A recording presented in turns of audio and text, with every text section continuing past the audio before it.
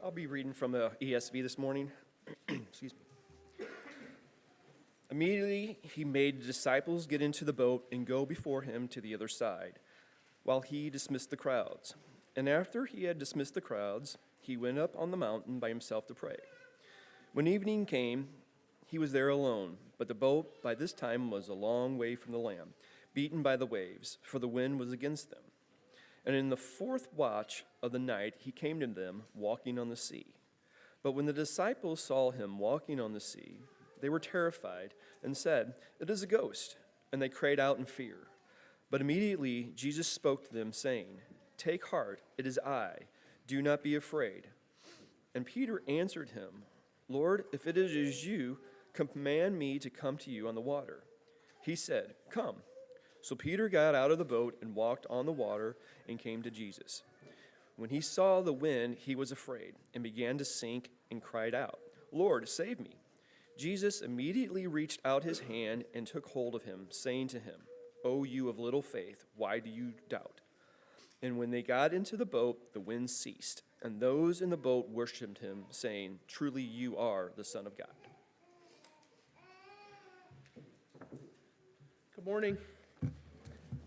If you want to prepare for the lesson, we're going to be talking about Jesus walking on the water this morning, and there's 3 places in the Gospels where you can read about that. And so let me tell you this first. I've got most of our text on the board behind me. So if you did not want to open up to Matthew and Mark and John and put markers there or a piece of paper or a pen or something, you would be fine with that. If most of us, we use our fingers for things and we just can't stick them in the Bible the whole time. If you want to open to one, then just stay at Matthew, the scripture reading that was there, because I think that we actually will need to have our text open to Matthew, but there's that first of all. The second thing is, I don't know if your mind went straight to this and you thought to yourself, wait a second, that's not from our daily Bible reading, and that's what we've been doing all year is just lessons from the daily Bible reading, but let me explain myself real quick on that.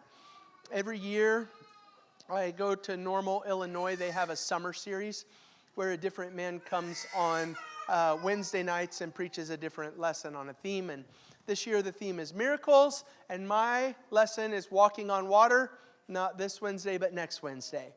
So I'm trying to kill 2 birds with 1 stone, which is why this morning we're doing walking on water. So that's why, but we're kind of breaking the norm if you were wondering about that. First of all, thank you for being here today. I just look around and there are a lot of folks visiting with us today, and so I've been skipping it for the sake of time lately, but I want to stop here for 1 second and just say thank you for coming and do my thing that I sometimes like to shake myself out of. I'm not saying thank you for coming because I have to or because that's just a normal part of the things that we say before we get into the lesson. I personally, our congregation, we are really sincerely glad that you're here with us today. And so of all the things that you could have been doing or places that you could have gone, you chose to come here and worship with us, and we're grateful for that. So thank you for being here. Okay. First thing we're going to do with walking on water, we're going to break this down into a couple of different things. The first thing that we're going to do, if you're going to write notes, this is going to be point 1, but there's going to be multiple parts to point 1. So if you're doing your notes, I see a lot of you with your head down and you're writing, and I like my notes to be organized, so let me help you with that real quick. Call this one 1A. The C is a bad place in the Bible. And I know that you've heard me talk about this a lot, and we've read all of these passages before, but this is a lesson that I'm preparing to go to another place where they have not heard me say this a lot, and it's never a bad idea to review some stuff. So let's go to Genesis 1 just to see from the very start the thing that we're talking about right now. Genesis 1 in verse 1, In the beginning, God created the heavens and the earth. The earth was without form and void, and darkness was over the face of the deep. That's where I want you to start watching. The face of the deep. This is before God had acted. It was the face of the deep. And listen to this. The Spirit of God was hovering over the face of the waters. And so from the very start, the picture, don't let this mess with your way of thinking with like, well, wait a second. I thought God created everything out of nothing. How was there something and then God did some stuff? Listen, don't let this mess with your thinking on all of that stuff. It's a picture that we're drawing of what everything was like before God put his hand on it. And the picture is a deep, dark sea of waters. And that paints for us a picture of just utter fear and chaos. Just think about the sea. There's nobody who tames the sea. Every once in a while we try. We put up flood barricades, hurricane barricades, all kinds of stuff. The water always wins. Always. The flood always wins. You can minimize the damage, but when the flood comes, the flood always wins. There's no powerful force on this earth like the water and the sea. And so that's kind of the picture that we're supposed to get in our minds here, is this unrestrained chaos. And the first thing that God does is he comes to this dark, unrestrained chaos, and he starts to control it. And he says, here's what we're going to do. Let's create an expanse. So he takes the chaos and he says, you go up there and stay, and you come down here and stay. And so we have the water down here and we have the water up there, and it stays put. And then what he does is he does with the water down here. He says, let's bring dry land up. And the dry land comes up. And he says to the water, now you stay there. This is going to be dry land, and you're going to be the water. And it's a picture of the sea and the chaos and the unrestrained darkness and terror that goes along with that, versus a God who comes and puts boundaries on it and controls it and restrains it. Only God can do that. Only God can do that. We're going to talk about that a little bit more. Look at Jonah chapter 2. In Jonah chapter 2, you have, I think, a really good picture of... hold on, I can't turn and talk at the same time. You have a really good picture of the sea as like a picture of death. Jonah got on the boat. The people said, why is this storm happening to us? And Jonah said, it's my fault. You're out of here. So he got thrown over into the sea in the storm, and a great fish ate him. And Jonah chapter 2 is Jonah talking about that experience. And I'm not going to take the time to do this, but I would like it if you would think, as we read through this, think of all of the descriptive phrases that are like, this is not a good place to be. In the sea, in the belly of a fish. Start with the poetry section in verse 2. I called out to the Lord out of my distress. That's one of your words. This is a place of distress. And he answered me. Out of the belly of Sheol I cried. Sheol is the place where dead people are. When he's in the sea, that's the place where dead people are. Out of the belly of Sheol, that's what I'm talking about here. This is not good. Verse 3. You cast me into the deep, into the heart of the seas, and the flood surrounded me. All your waves and your billows, they passed over me. That's why. That description is why the sea is described in the chaos and bad way that it is because the waves and the billows and all of this. I don't know if you've ever been in the ocean where you do, this is what I do. I'm older now, and I'm mindful of the things that are down there, and so I don't go out there very often. Have you seen the video on the internet about you on the shark's plate? I'm not going into the shark's plate anymore. I used to, but I used to go into the deep spot, and every once in a while, I'm treading water, and the undercurrent is pulling, and the waves are coming, and the thought will pass through my mind, have I gone too far? And that's not a good feeling when you realize that. And that's what it is. It's a bad place to be. Over and over again, it's a bad place to be. Verse 4, I said, I'm driven away from your sight, yet I shall again look upon your holy temple. The waters closed in over me to take my life. The deep surrounded me. You know what one that makes me think of?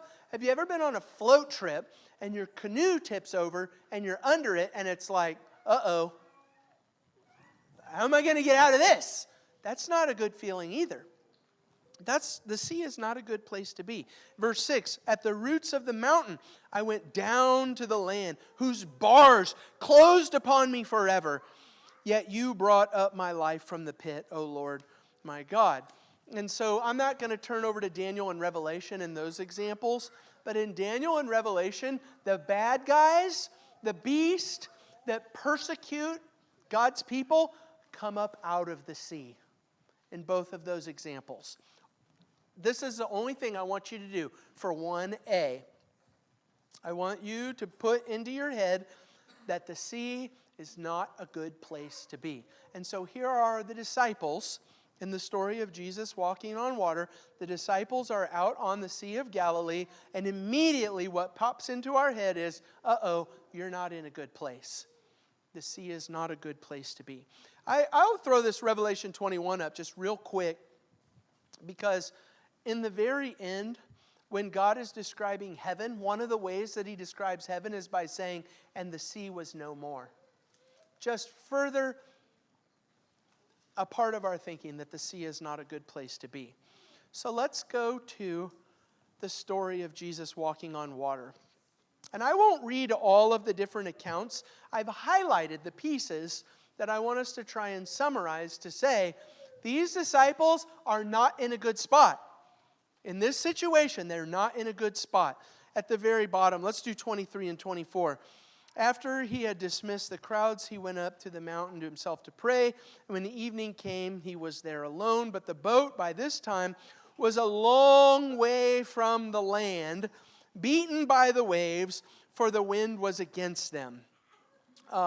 When you talk about a long ways from the land, John's gospel says 3 or 4 miles away.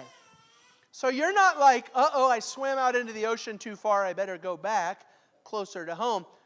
You're 3 miles out into this thing. That's not a quick fix. You're in trouble, is the point. The wind and the waves are against them. Thank you for choosing those songs this morning. Verse 47, when the evening came, the boat was out on the sea. Not a good place to be. And he was alone on the land, and he saw that they were making headway painfully, for the wind was against them, and it was about the 4th watch of the night. In this period of time, the night is divided into 4 watches, 3-hour blocks. The 4th watch is the last. It's about from 3 in the morning to 6 in the morning. Okay, so think about this real quick. First of all, Jesus just fed the 5,000 and he told his disciples to go. I'm thinking late afternoon. Like the sun hasn't gone down yet, late afternoon. The disciples get in a boat, and they've been dealing with this until 3, 4, 5, 6 o'clock in the morning.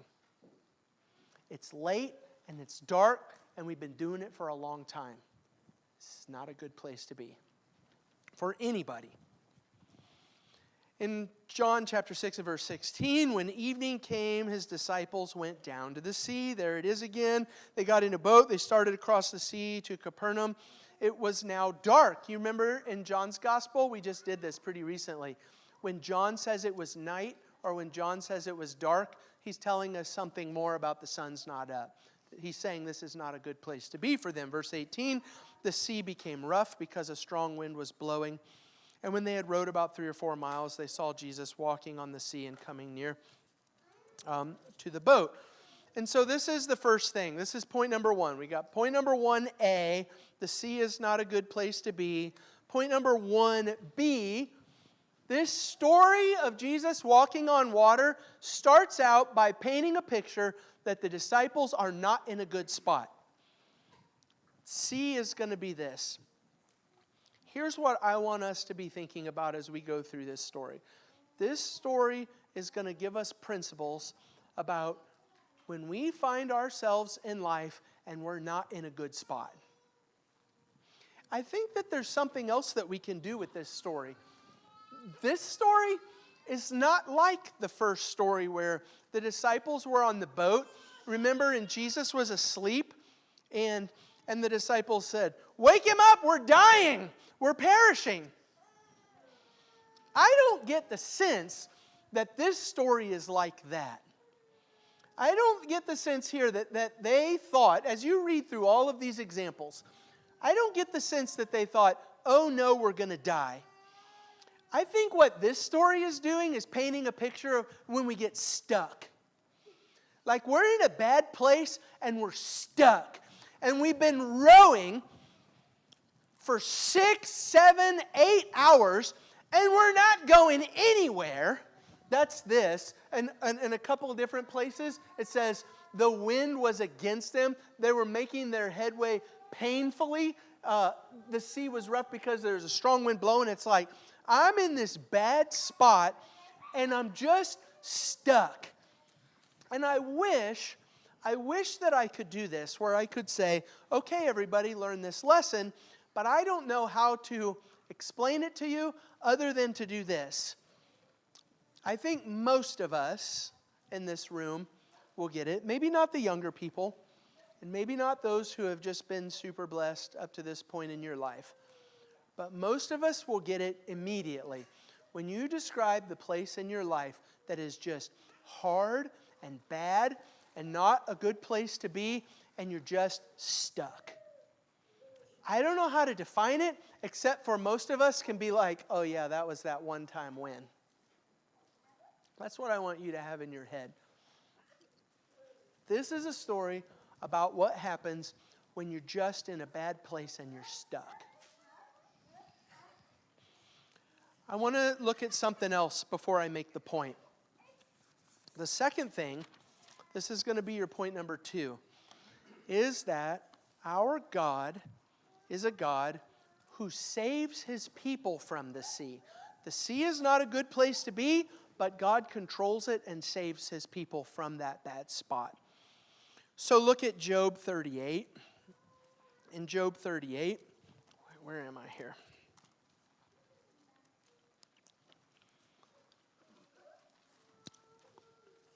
Job 38 and verses 1 through 3.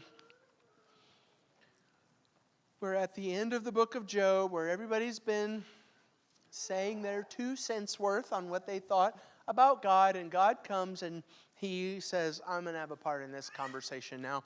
And so this is God's part of the conversation. 38:1, the Lord answered Job out of the whirlwind and said, who is this that darkens counsel by words without knowledge, dressed for action like a man? I will question you, and you make it known to me. And the idea here is, all right, Job and your 4 friends, you guys know so much about how I am and how I operate. I'm going to ask you some questions, and you tell me what the answers are. And part of this conversation is verses 8 through 11. Who shut in the sea with doors when it burst out from the womb? When I made clouds its garment, I put the sea up there, the waters up there, and I clothed it with clouds. And he's asking them a question. How did I do this? When did it happen? How did it happen? How do you take care of these things? And the idea is, we all say, well, I don't know, I'm not God. The thick darkness is swaddling band, verse 10. I prescribed limits for it and set bars and doors, and I said, thus far you shall come and no farther, and here shall your proud waves be stayed. Whenever you're looking at the ocean and you see the waves coming up on the shore and they stop there, think about God who said, that's it. You're not coming any farther. And God says, that's what I do. You can't do that. You don't have the power to do that. We don't. God says, I control the sea. The sea is a place that I am in complete control of and that I save my people from. These different psalms, which I'm not going to read, are examples of that. When I cried out to God from the sea, he answered me and saved me in my distress. And so God is a God who saves his people from the bad place that they find themselves in. So let's go back to our text, Jesus walking on water.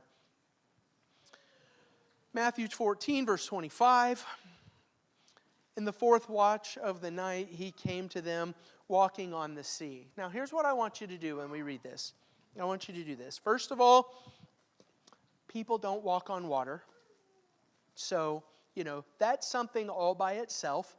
I thought about doing this morning. I have one more case left, I think, from camp.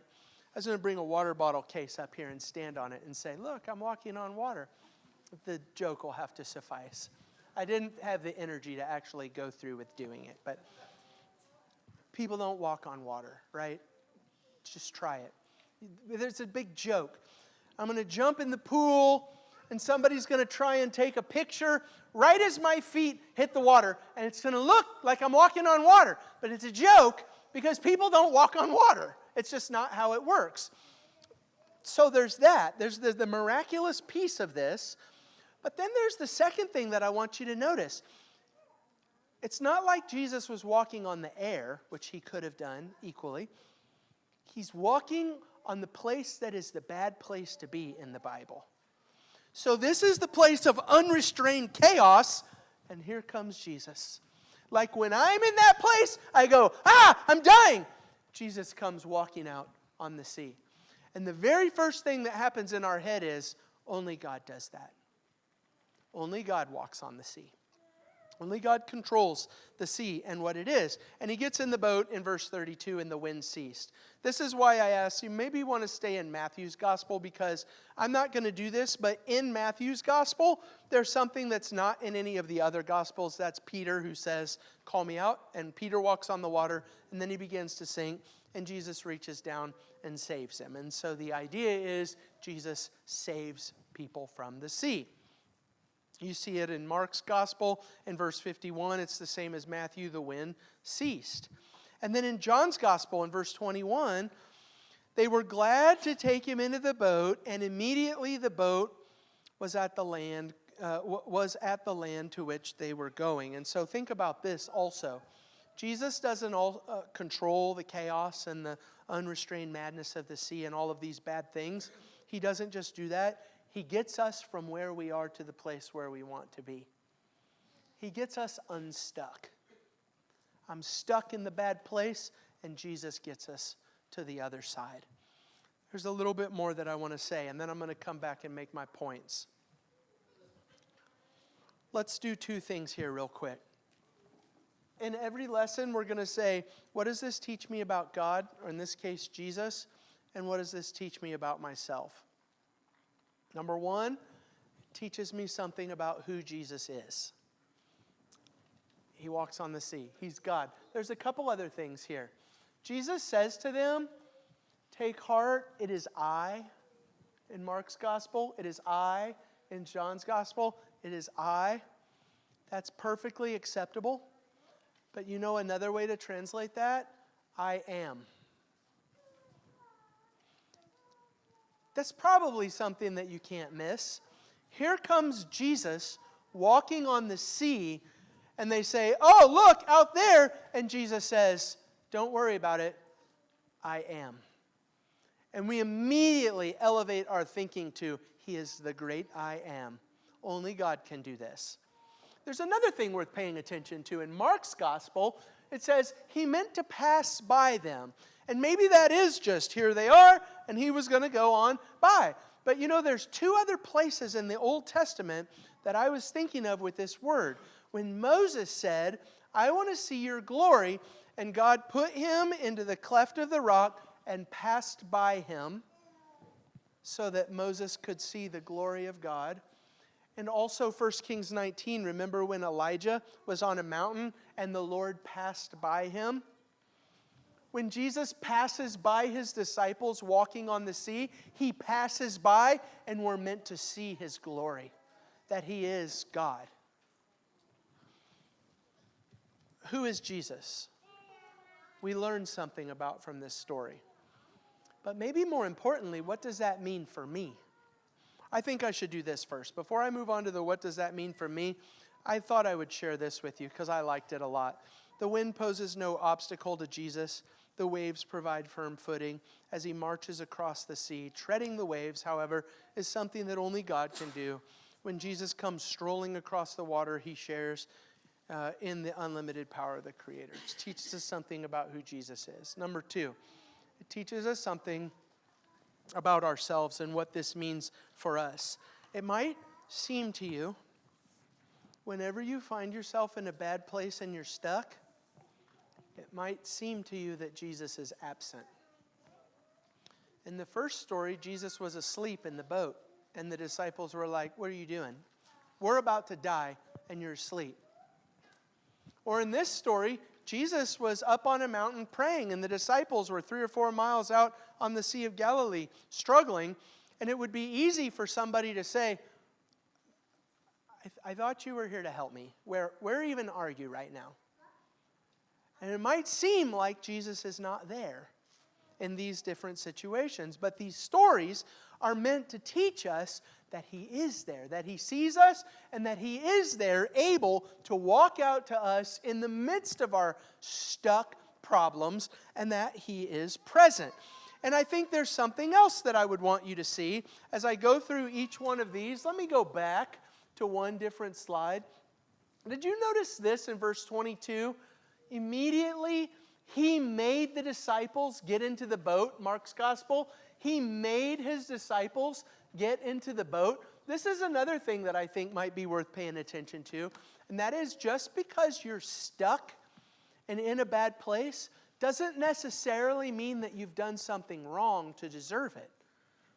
The disciples, being stuck and in this bad place, were there because they did exactly what Jesus told them to do.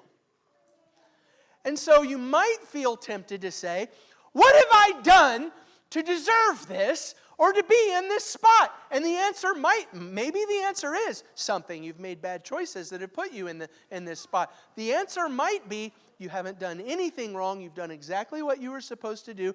But sometimes we just get stuck and find ourselves in a bad spot. Then read this one with me. At the darkest hour of the night, in their time of greatest need, and in a totally unexpected way, Jesus came to their rescue. In both of the storms at sea, it must have seemed to the disciples at first as if Jesus was irrelevant. Is Jesus even an important thing for our lives? Does he even matter? It kind of seems like he's not important right now. I'm trying to stay above the water.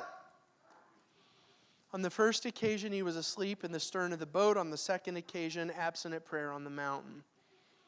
On both occasions, it must have seemed as if he was careless of their danger. My people are out there struggling. Not my problem. I don't care. Seems like that sometimes, doesn't it? It does. It seems like that. To me, it feels like that. And yet the result showed that nothing could be farther from the truth. I would start. There's one more thing that I want to do, but I would start with just saying this. In the Gospel of John especially, the answer for the disciples was to let Jesus in the boat. It seems like he's not there. It seems like he doesn't care. The answer is to say, would you get in my boat with me? Because here's the solution to my problem. You can see, this is number 3. This is the end. This is the answer in all of these situations, or maybe our takeaway in all of these situations. This is what Jesus says to Peter in Matthew 14:31. Immediately Jesus reached out his hand, took hold of him, saying to him, "O you of little faith." This is our takeaway. Why did you doubt me? Why did you doubt? Don't do that.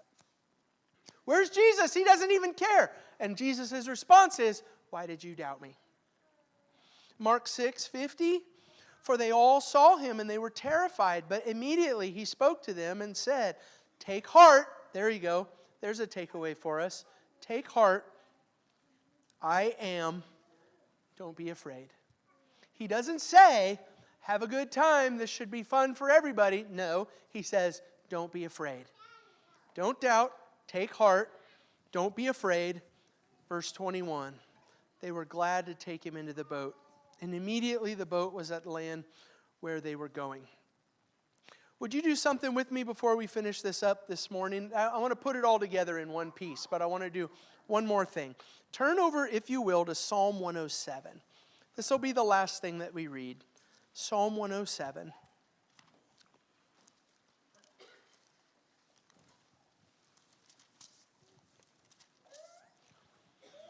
Psalm 107, I'm going to start in verse 23. And I think that you'll know why. This sounds an awful lot like the disciples are in trouble in the boat in the storm. That's the reason why I'm here. I'm going to start in verse 23, and I'm not going to get to my main point until verse 31, so stick with me on the reading here. Verse 23. Some went down to the sea in ships, doing business on the great waters. They saw the deeds of the Lord, his wondrous works in the deep.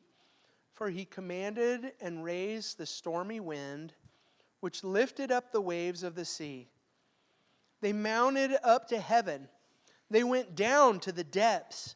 Their courage melted away in their evil plight. See what I'm talking about? Sounds like the disciples on the boat in the bad place. 27, they reeled and staggered like drunken men and were at their wits' end. I'm stuck. I'm at my wits' end. Then they cried to the Lord in their trouble, and he delivered them from their distress. He made the storm be still, and the waves of the sea were hushed. Then they were glad that the waters were quiet, and he brought them to their desired haven. Let them thank the Lord for his steadfast love, for his wondrous works to the children of man. Let them extol him in the congregation of the people, and praise him in the assembly of the elders. This psalm would be useful in lots of different ways in this lesson, but the thing that I want to do is say, when you get through the storm to the other side, this passage tells us what we're supposed to do. Verse 30, they were glad that the waters were quiet. I sure am glad that I'm not stuck in a bad place anymore. Verse 31, let them thank the Lord. Thank you, God, for bringing me through that storm. I didn't think it was ever going to end, but here I am on the other side. Verse 32, let them extol him in the congregation of the people and praise him in the assembly of the elders. You know what that is? That's this. Mark, I was in that bad spot, and I felt like there was no way out, and God brought me through. And so I'm going to tell everybody about it, that he brought me through the water. And here I am. I'm not telling you that it was fun when I was there. I'm telling you that I serve a God who saved me and brought me to the other side. And so I'm going to extol him and praise him before people. So let's put it all together.